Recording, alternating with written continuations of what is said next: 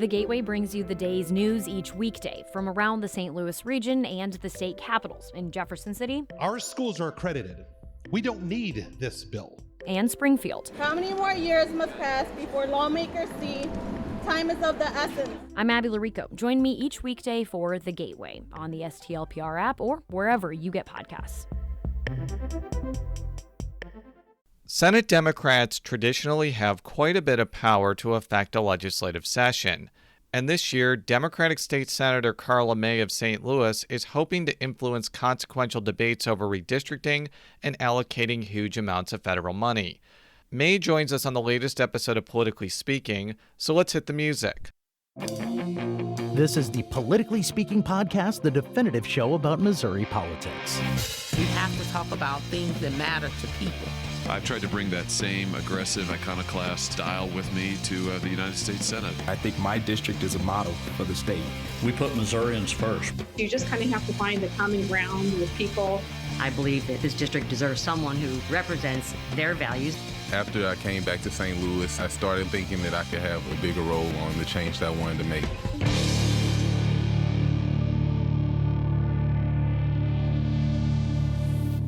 And welcome to Politically Speaking. I'm your host, St. Louis Public Radio political correspondent Jason Rosenbaum. Joining me from Jefferson City, she is St. Louis Public Radio State House reporter Sarah Kellogg. And joining us from the city of St. Louis, she is the official state senator for Jason Rosenbaum, representing the 4th district that includes parts of St. Louis City and St. Louis County. Our guest today is Karla May. Welcome back, Senator, to the show. And I just want to add that even though the Senate redistricting situation is in flux, it is looking like you will still be my state senator no matter what those wacky appellate judges do. So that means if you win re-election this year, you get to remain in the intro of the theme music. So one more incentive to win re-election. We have a lot to talk about. The 2022 session is now officially underway. What are your general expectations for what's going to happen over the next few months? Absolutely. Well, I think that we have what I call some must-dos that we have to, need to accomplish during this session. And one of them, a couple of them are we have to do the congressional maps. That's a must. And so I think you're going to see a whole bunch of debate around those maps. And we have a lot of people that are running for office. So those maps are going to be a very intricate part of the session. That's a must do. And of course, budget is a must. So, we have to get budget done no matter what. So we'll have a lot of conversations around, all of the money, the influx of money. We definitely received the infrastructure money. We've got that. We still have the ARPA funds. So a lot of money will be talked about. So those are two of the main things that's happening, and definitely redistricting. Right now, because we didn't have a special session or, and I'm not sure if that's still out of the ordinary, but, we still have to have these maps. I don't think either the Senate or the House Committee, I think the House Committee did vote on some maps, but I don't think the Senate Committee voted on any maps. And I think that deadline is coming up the 23rd of January. And so we got to figure out, filing is supposed to open up the last Tuesday in February. Are we going to file for election without maps? Are we running in old districts or are we running in new districts? So these are the things that are going to be on the table. And I think these are the must-dos that we have to get passed. And they'll probably try to get them done early in session. So you serve in a chamber where the Republican majority has descended into bitter factions. How do you think Democrats can take advantage of this? Well, I think we have been very effective over the years in stopping a lot of bad legislation, because of the fracture. We've been very successful in amending legislation to make it better. We've had some battles that we've lost, but a lot of them we've won. I think that last session, I think it was very successful in terms of getting some things done. I was able to get some things done, especially budget wise. We were able to, what I say, I got about $50 million that impacted the 4th senatorial district in itself. So I believe that we will be able to get some things done, with the especially with all of the battles going on internally in the Senate right now.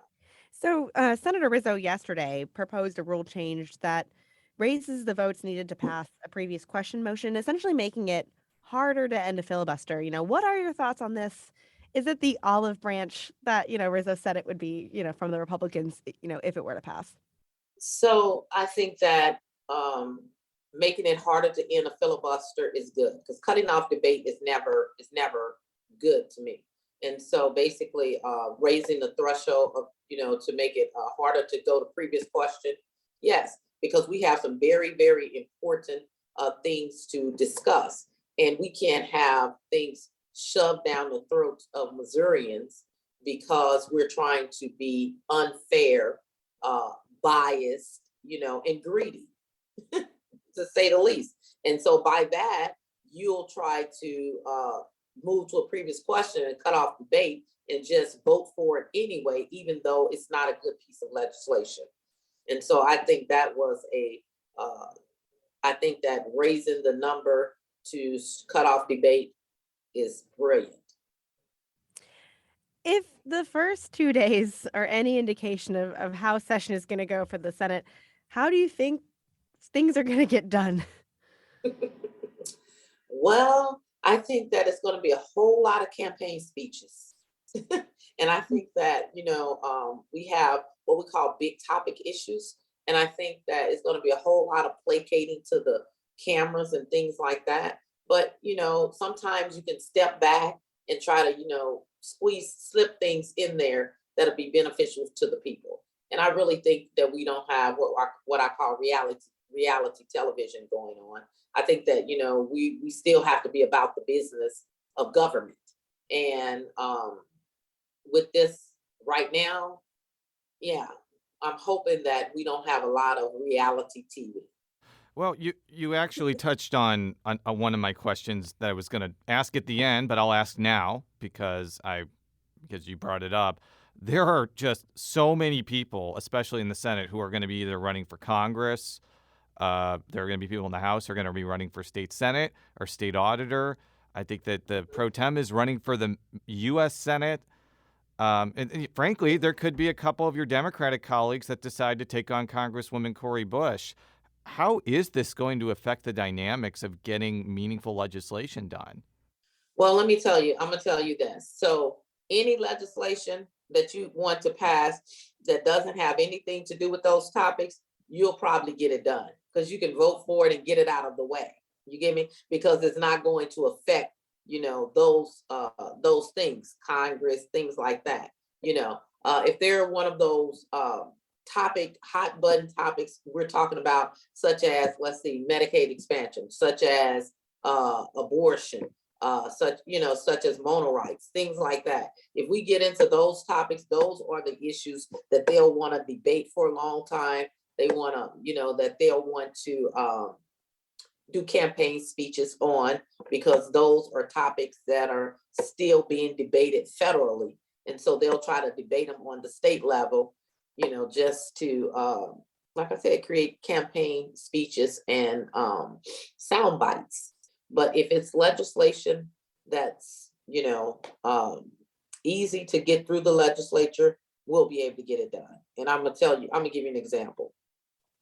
It's a bill that I'm trying to get passed that I've been filing for a couple of years. What we're trying to do is it modifies provisions relating to the suspension of licenses for failure to comply with the child support order. So that bill, for instance, it's not really a hot topic bill. All we're doing in the law is putting in what we call findings of facts in the law.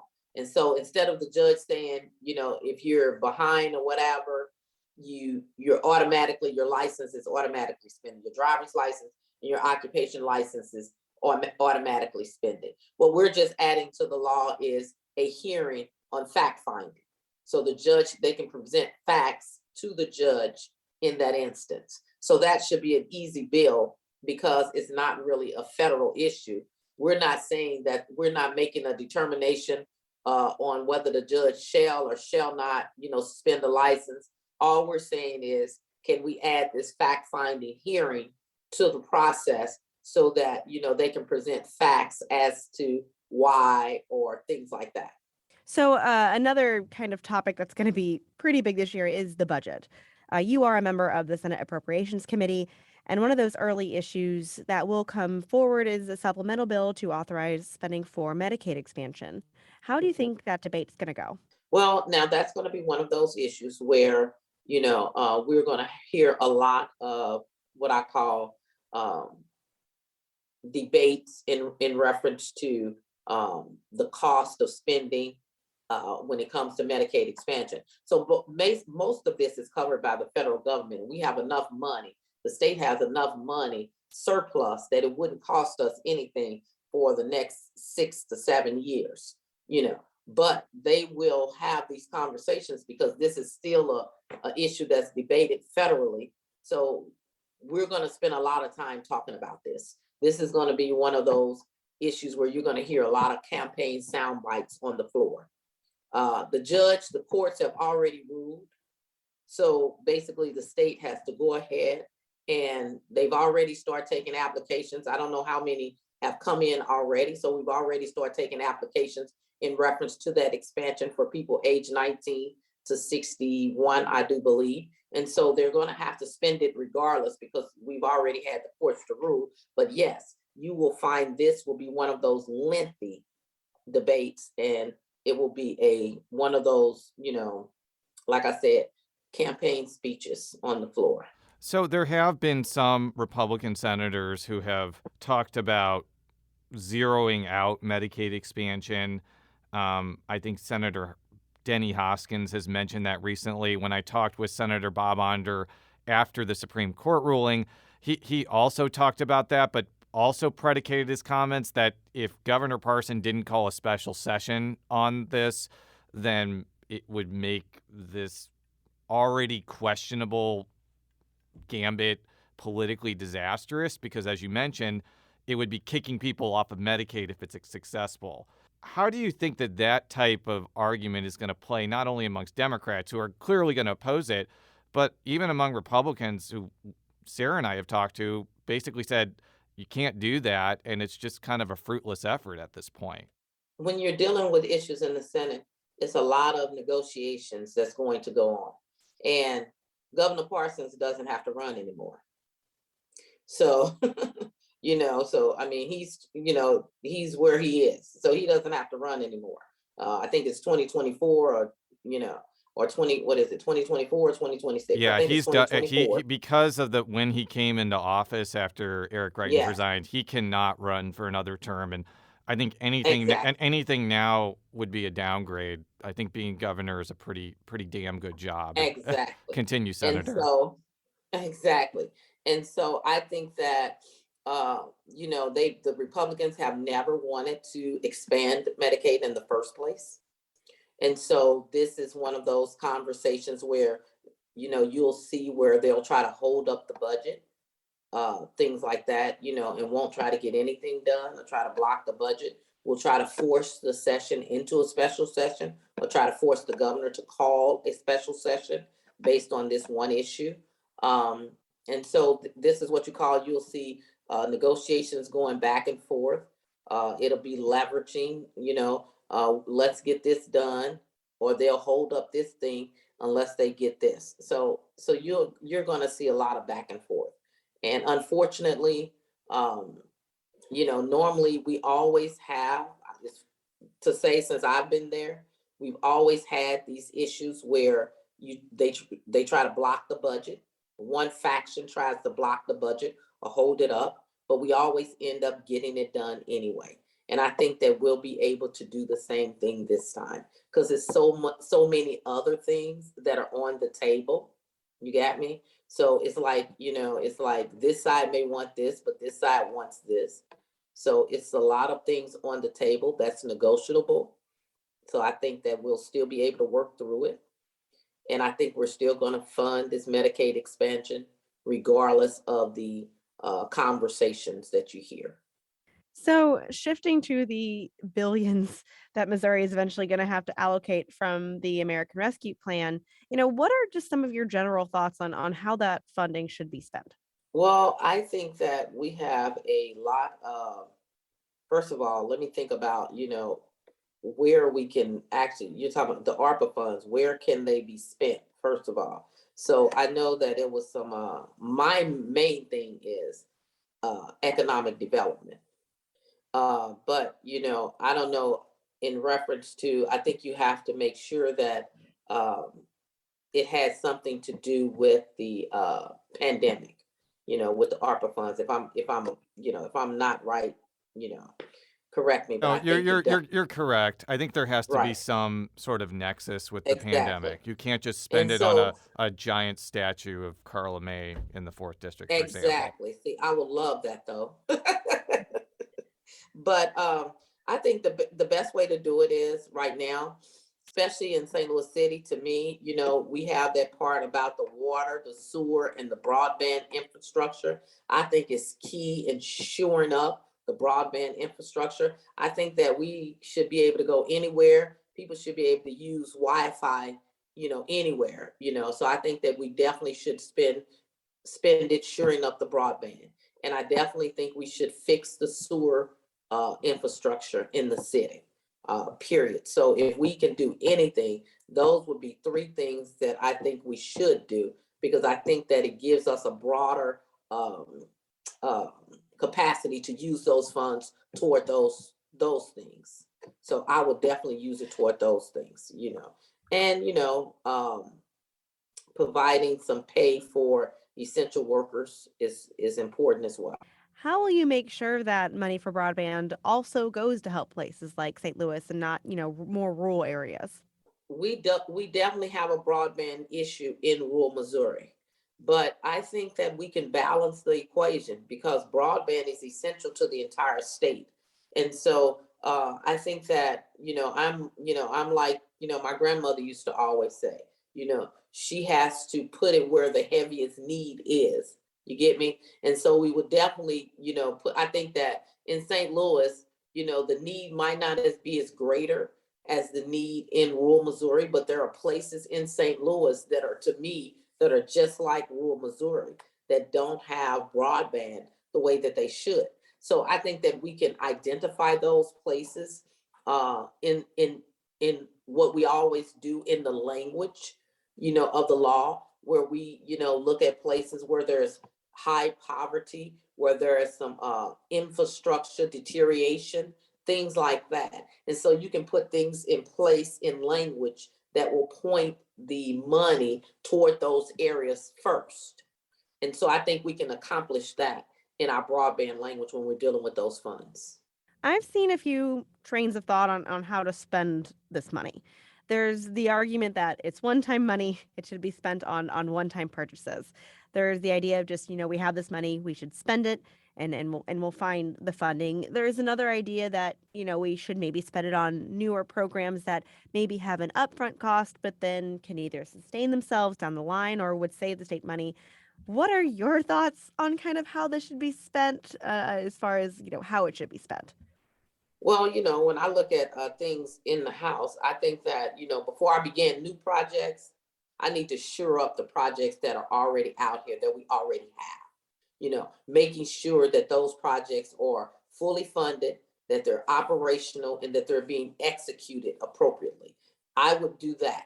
And, when I'm talking about, we've been arguing about broadband in this legislature since I was in the Missouri House. So I think that we need to solve that problem. I am a firm believer on taking things off the table.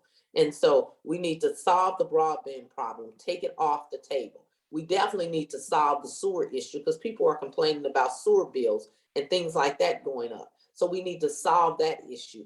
Sewer runoff versus spring water. The city's infrastructure, the sewer infrastructure is so antiquated and old. I think that these are some of the things that we need to solve and take it off the table before we begin, new projects, because it will be all over the place.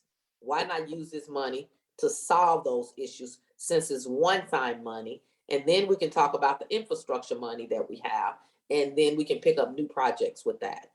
We'll be right back after this quick break with State Senator Karla May. If you have a smart speaker, you have access to the entire world of NPR and St. Louis Public Radio.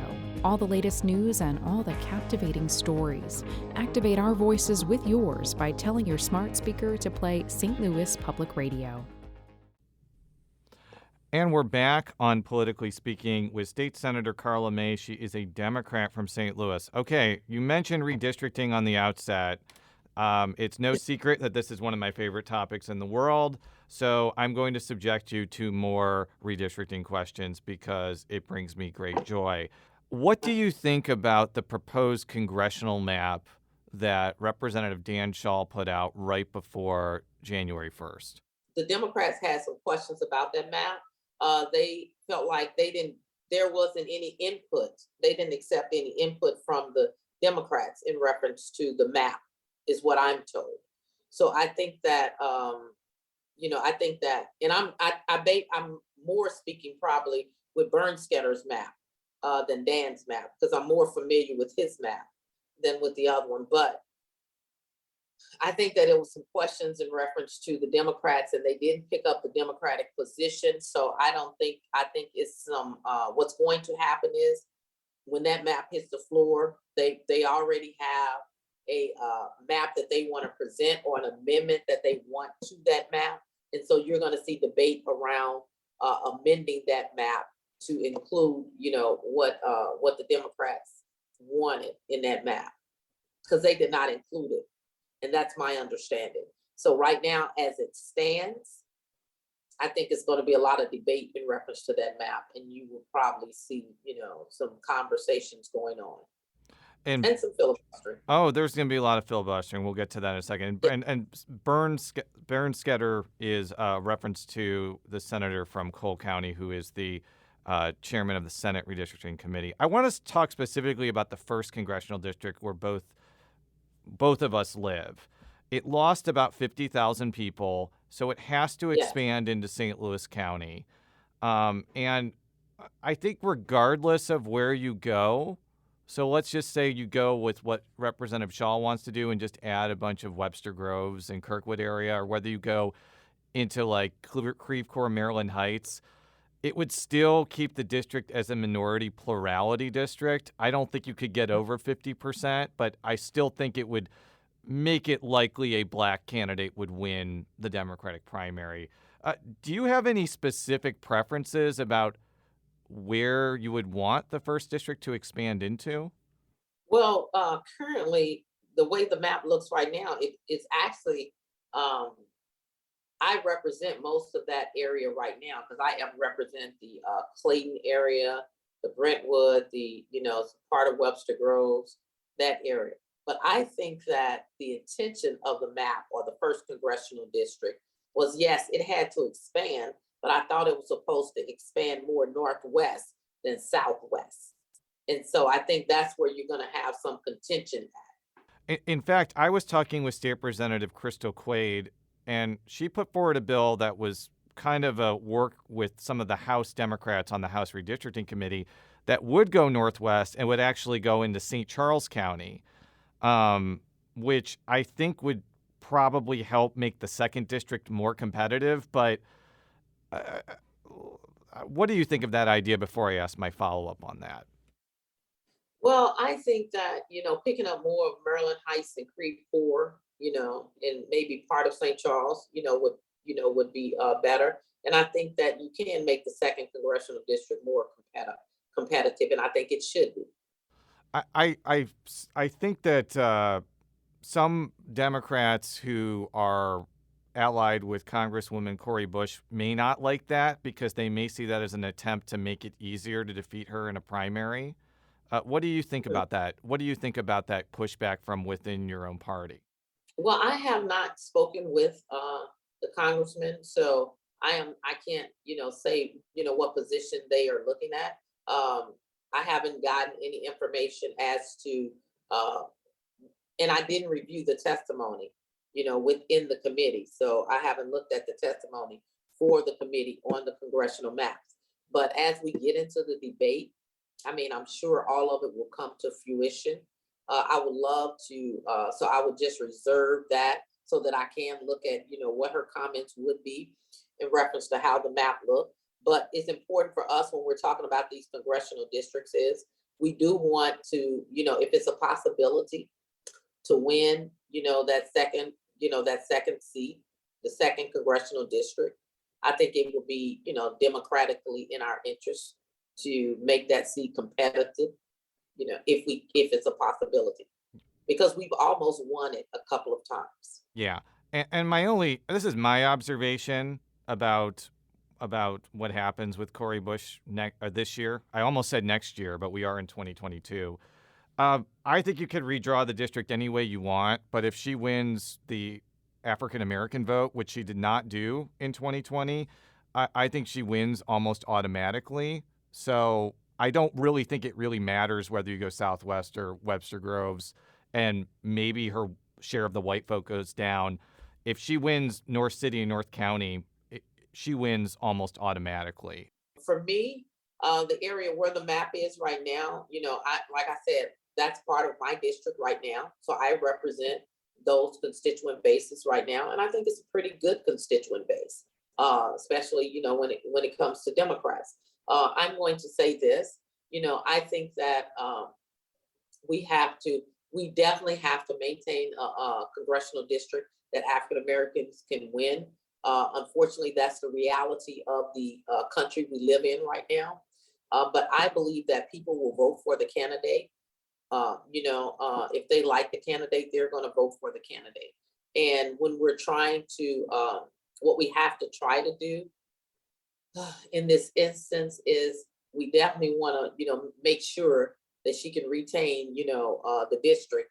But I think I will agree with it going more northwest than southwest, because I think that going southwest is maybe a little bit more dangerous than going northwest. Yeah, I understand I understand what you're saying. Just because the Webster Groves area is probably whiter, and then the Northwest area, while it's still pretty white, is more racially diverse in general. I think Maryland Heights is diversifying.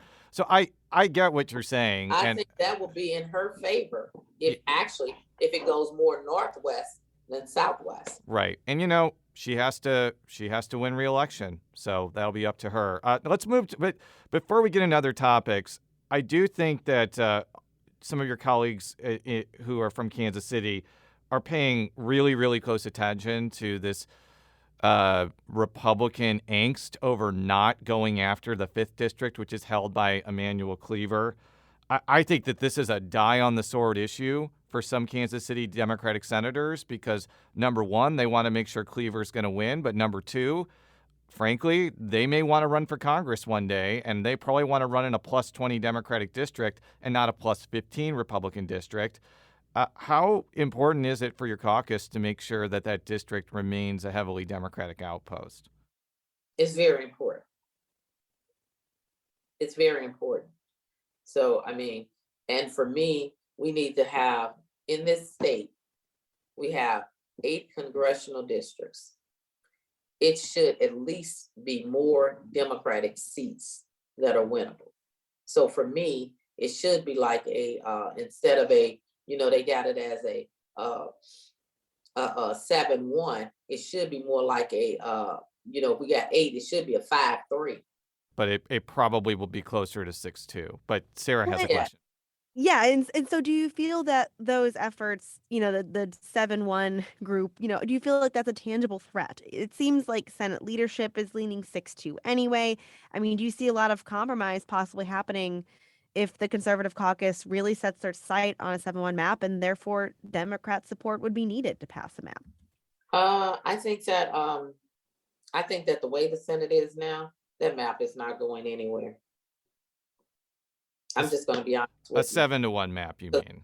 No, because it's going to blow up the entire Senate. And with the number of, there's no longer supermajority in the House. You remember every map still got to get through the House, and you're going to need 2/3 vote to pass any of these maps. Yeah. It's not a simple majority. And also, and I don't think people are talking about this, let's just say Bill Eigel was able to wave his magic wand and he got a 7-1 map done. If I'm Senators Razor, Rizzo, Washington, and Arthur, I would filibuster every single bill for the rest of the session as retaliation for that. And they could. Yeah, right. They're all really good filibusters, you know? That's right. It's going to blow up the Senate.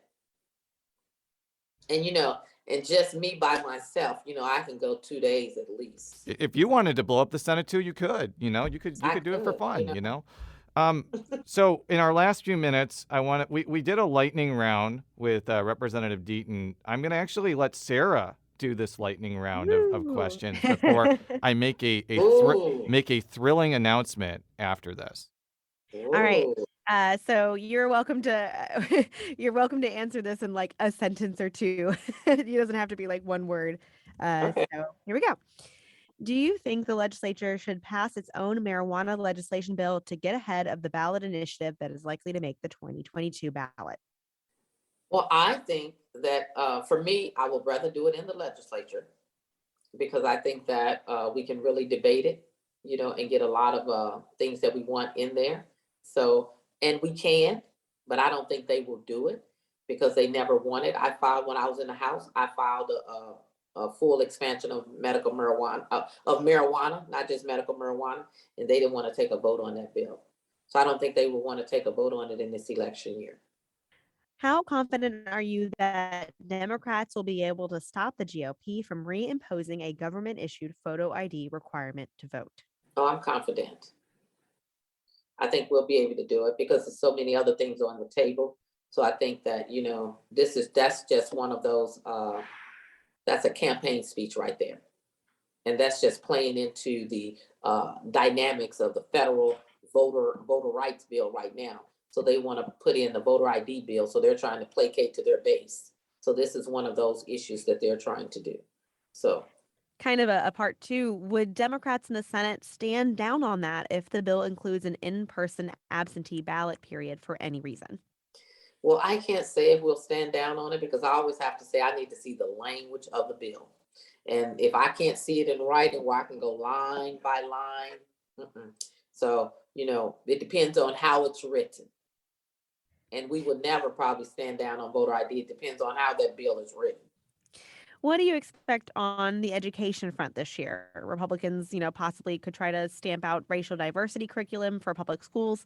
Is that something that could remain an issue? It seems like with so many other issues going on, I don't know if they're going to get into that debate, but it's possible. Anything is possible, with this Senate and all of the amount of people that's running for election. They like to throw up what I call red herrings, what I call chasers. In the military, they send out chasers when you got bombs. They love chasers. So it'll be a lot of chasers out there that are just rhetoric. So that might be one of those rhetorics. And the final question is, will the filing period have to be moved, especially with uncertainty about the state legislative maps? I am told that is a possibility because of the fact that we don't have a map and they haven't agreed on a map. And the filing, if they, February the 29th, if the map is not voted on by then, I'm told that's a huge possibility. Well, Senator, thank you as always for coming on the show. But before we do the whole, where do we follow you on Twitter? And, St. Louis Public Radio owns Politically Speaking. And it's part of the University of Missouri St. Louis. I do have an announcement to make for our listeners. So this will actually be the last show that I will be a part of for 2.5 months. There's another episode that's going to come after this where I'm on it with the Missouri Farm Bureau, but this is the last one we're recording. I am taking advantage of Family Medical Leave Act to spend the next 2.5 months taking care of my daughter, Adele Todd Rosenbaum. Her name is Rosenbaum, by the way, because the hospital mistakenly put her name as Rosenbaum, and the Vital Records Department with the state has not changed her name yet. So I'm being super accurate here. It's the right thing to do. And I also believe pretty strongly that dads should bond with their kids for a significant amount of time. And we should not just expect this to be only something a woman does. And even though 2.5 months is a long time and I'm going to miss a lot of things, I'm really excited to be doing this because when I come back, we're going to be entering the craziest election cycle maybe I've ever seen. And I will be very much ready with Sarah, Jonathan All, Eric Schmid, and Rachel Lippman to cover it. But in the meantime, the rest of the St. Louis Public Radio political team is not only more than capable of continuing on this podcast, they're exceptionally capable. And I am looking forward to listening while I am feeding Adele Rosenbaum a bottle. So with that verbose announcement out of the way, thank you all very much. Politically Speaking is a product of St. Louis Public Radio, which is part of the University of Missouri-St. Louis. Follow me on Twitter at @JRosenbaum. How can people follow you on Twitter, Sarah? They can follow me at Sarah K. Kellogg. That's Kellogg with 2 G's. And how could people follow you, Senator, either on Twitter or any other parts of the World Wide Web? They can follow me at Karla May, M04 on Twitter. Thank you very much. And until next time, so long.